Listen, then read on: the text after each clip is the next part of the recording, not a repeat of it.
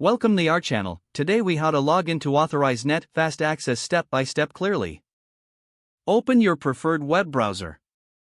In the address bar, type www.authorize.net and press enter. Wait for the Authorize.net homepage to load. Locate the login button in the upper right corner of the page. Click on the login button. You will be directed to the login page. Enter your login ID in the designated field. Next, type your password in the password field. If you want to stay logged in on this device, check the box for Remember Me. Review your information for accuracy.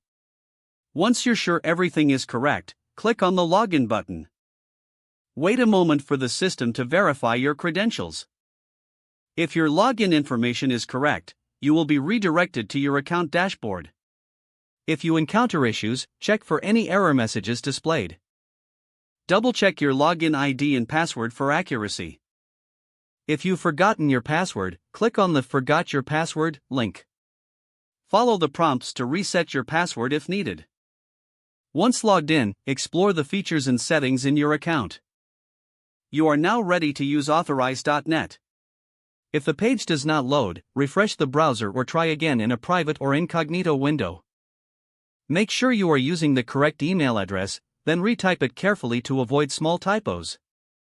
If your password is not accepted, use the reset option and create a new strong password you can remember.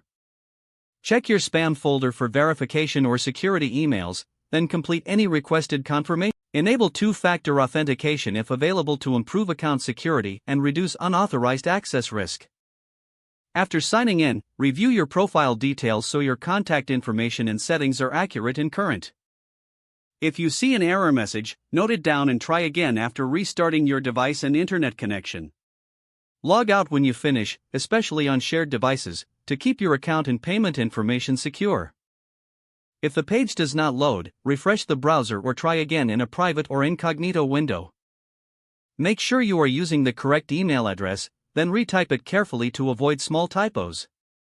Don't forget to like this video and subscribe to our channel for more step-by-step tech guides.